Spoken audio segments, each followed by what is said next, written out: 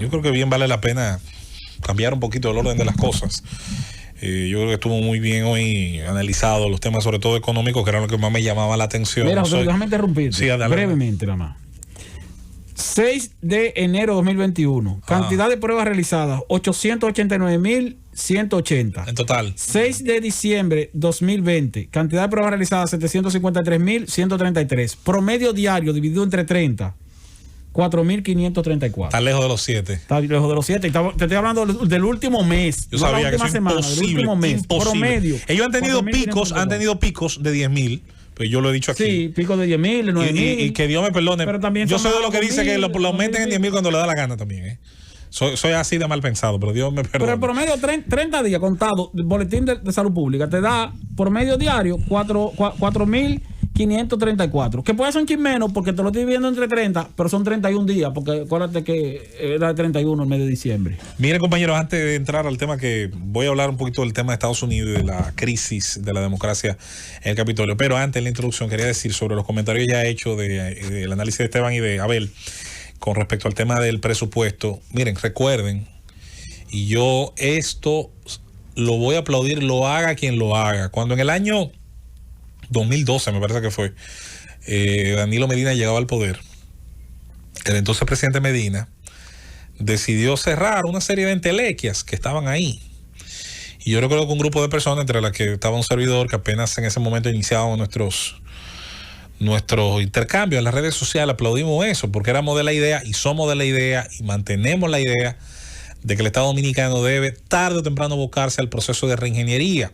Nosotros no solamente exigimos que se reduzcan los impuestos innecesarios, las cargas innecesarias y los costos, tanto en tiempo como en recursos económicos innecesarios que atraviesan los contribuyentes, que atraviesan quienes desean formar empresas, formalizar empresas y cualquier otro tipo de trasiego de información y documentación con el Estado.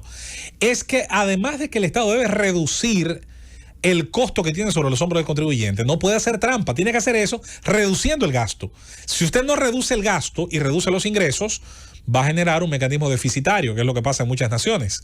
Y ese mecanismo de déficit tiende a llenarse solamente con deuda. Y es algo que en economías que no son del primer mundo, que no llegan a los niveles de productividad de las naciones más avanzadas del mundo, se convierte, señores, en una situación terrible que en un momento explota. El caso griego de hace unos años es uno de los mejores ejemplos. El caso puertorriqueño, que tenemos bastante cerca, es un gran ejemplo de ello, y que cuando los políticos entonces quieren corregir hacia atrás esa situación, habiendo generado un déficit enorme, entonces vienen subidas agresivas de impuestos, ajustes fiscales que son altamente lesivos a la empresa privada, al ciudadano común, y que terminan generando migraciones despavoridas, que terminan generando grandes niveles de desempleo y demás. El hecho de que el presidente del país esté hablando y esté asumiendo como un logro, lo cual yo entiendo es muy bueno, la idea de que el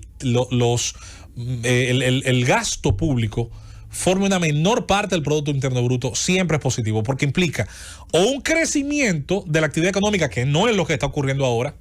Eso lo sabemos, es una situación difícil la que la pandemia ha provocado, en la que ha colocado a la economía dominicana, en la que las decisiones que los políticos han tomado, dicho sea de paso, y en eso soy honesto, no estoy de acuerdo con la inmensa mayoría de las decisiones sobre la pandemia que han tomado los gobiernos. El saliente y el entrante, he creído que ha habido una inercia muy improductiva, se ha sido muy poco creativo y se ha ido siempre, insisto, por la parte más fácil, que fue militarizar y llenar de policías calles, avenidas, restringir libertades individuales y olvidarse de aspectos como la educación, olvidarse de aspectos como el uso de la propia empresa privada, centros educativos y las iglesias como mecanismos de ayuda para educar a la gente, para obligar a la gente per se a que si va a entrar al bar, a la tienda, a la iglesia, al aula, tenga que obedecer reglas de higiene, tenga que obedecer reglas de distanciamiento. No se hizo eso.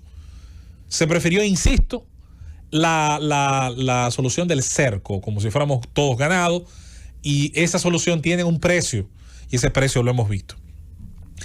Dicho sea de paso, me traslado de esa situación al tema que estamos viendo hace un ratito en los Estados Unidos.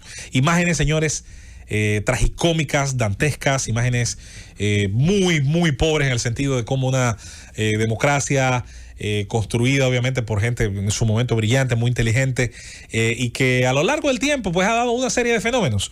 En el Congreso de los Estados Unidos ha habido gente muy brillante, ha habido gente también, hay que decirlo, infame, desde un Jesse Helms pasando a senadores que fueron en su momento bastante productivos, que dejaron una impronta y que lograron precisamente en el paso del tiempo que las decisiones que tomaron pues se convirtieran en aspectos importantísimos hoy de cómo se gobierna esa nación. Sin embargo, hoy por hoy, ante una polarización que no es más que un grupo grande de gente, grandes grupos, mayorías podría decirse, de gente cuyos niveles de pensamiento están tan radicalizados que no hay posibles acercamientos. Siempre en Estados Unidos hubo liberales y conservadores, siempre hubo republicanos y demócratas, siempre hubo en ambos partidos corrientes más hacia el centro. Ha habido demócratas, por ejemplo, que han comprendido muy bien el discurso liberal económico e incluso lo han defendido. Ha habido republicanos que, por otra parte, han hecho muy suyo el discurso centrista de la necesidad de Estado regulador, de ayudas sociales, y por eso se han dado con posibilidades de gobiernos como el de Clinton, por ejemplo, donde el manejo económico, pues claramente la famosa tercera vía, era muy del agrado de una gran parte de republicanos. Cuando el gobierno de Reagan llegó a los Estados Unidos en el 1980, la situación de la crisis, había que solucionarla. La decisión de Reagan fue hacerlo siguiendo un libreto liberal en materia económica. Y los recortes y el incremento de la actividad económica hizo que mucha gente que era demócrata, que no tenía para nada ningún tipo de identificación con el discurso conservador en términos morales, éticos y culturales de Reagan y del Partido Republicano, sin embargo le convenía lo que económicamente estaba pasando. Y se dio el famoso fenómeno de los demócratas de Reagan, donde mucha gente prefirió votar por él que por Walter Mondale, o prefirió votar por él que por el propio Jimmy Carter en el 80. La democracia, por lo tanto, permitió durante muchos años en esa nación y en otras más que gente de diferentes partidos y de diferentes puntos de partida ideológicos encontrara elementos en común. Eso se llama en democracia consenso. Usted tiene primero sus convicciones. Yo siempre he dicho, yo soy primero de mis convicciones. Soy primero de lo que creo, de lo que opino. Pero luego soy aliado de lo posible. ¿Qué se puede hacer? ¿Qué es lo realizable en el momento? Hay que hablar de democracia, excusa que te interrumpa. Sí. Acaba de decir el representante congresista Adriano Espaillat que es un pichón de dictador que se ha convertido en Donald Trump y que van a sancionarlo. Sí, no, mira, no tengo duda de que esto va a tener incluso, muy posiblemente vamos a tener en el aspecto legal, en el aspecto penal, algún tipo de movimiento. ¿Qué ha venido ocurriendo desde el inicio del año 2000? Después de la guerra contra el terrorismo y los elementos que se dieron en la política externa de los Estados Unidos y en la política doméstica dentro de los Estados Unidos. Viene la crisis económica del 2009 y no hay duda de que esa crisis, que ocurre ya habiendo iniciado el proyecto político de Barack Obama, comienza, como siempre ocurre, yo diría que a sacar lo que realmente tienen dentro de los proyectos políticos. ¿Cómo usted pretende arreglar la crisis? Generando más libertades económicas, más emprendimiento, más posibilidades de que se generen empleo, o en su defecto, generando una mayor carga impositiva, tratando de hacer proyectos, sobre todo de gasto social más amplio, con ayudas, con cupones, con becas, etcétera. Esa es la famosa discusión de la política interna que se ha dado en los Estados Unidos. Está el famoso reto de ver las industrias marcharse de ese antiguo cinturón de hierro, ahora cinturón de óxido, que está en el centro de los Estados Unidos. Muchas ciudades pequeñas y medianas que tenían una gran industria o dos grandes industrias y donde trabajaba la mayor parte de la gente y donde el resto del tejido económico estaba alrededor de esos grandes movimientos. Todo eso comienza a cambiar cuando muchos de esos negocios se van a la India, se van a China, se van a Vietnam, se van a otras partes del mundo buscando menores costos y aprovechando acuerdos de libre comercio, buscando diferentes acuerdos arancelarios que luego permitían que esas mercancías, en el caso de las industrias, insisto, volvieran a los Estados Unidos y pues al final pagando un costo muy mínimo, pues volvieran a ser al mercado de los consumidores privados. Esa discusión comenzó a abrir una brecha donde una enorme cantidad de votantes le llaman a Estados Unidos WASP, W-A-S-P, blancos, anglosajones, protestantes, pues se sintieran en un momento dado empobrecidos, quebrados, pero sobre todo ignorados por las soluciones que proponía la política estadounidense. No tenían ningún tipo, digamos, de cuota racial, ningún tipo de ayuda como la acción afirmativa propone en algunos casos de ayudar a las minorías raciales, étnicas en los Estados Unidos. Y se fue dando ese cordón, ese bolsón de resentimiento, ese bolsón tal vez de limitaciones sumadas, y de gente que encontró una canalización. ¿Cuál? Un desahogo. Ese desahogo no fue nada más y nada menos que un candidato venido desde fuera del Partido Republicano, que en un momento incluso fue demócrata en los años 90, luego fue independiente, luego decidió volver al Partido Republicano, que terminó ganándole a 13 precandidatos de ese partido, que terminó imponiéndose en unas elecciones que hasta el día de hoy, hay que decirlo, forman parte de todos los estudios de políticas modernas, de ciencias políticas modernas, lo pasaron en el 2016, y donde las encuestas incluso fueron muchas veces expuestas en su metodología, donde el famoso voto silente de gente que no quería decir por quién realmente iba a votar, distorsionaba las mediciones de casas encuestadoras muy tradicionales. Siendo así, llegamos al 2020 en el intento de reelección. El Partido Demócrata tuvo a su vez una movida muy inteligente, que fue aprovechar grupos radicales del otro lado.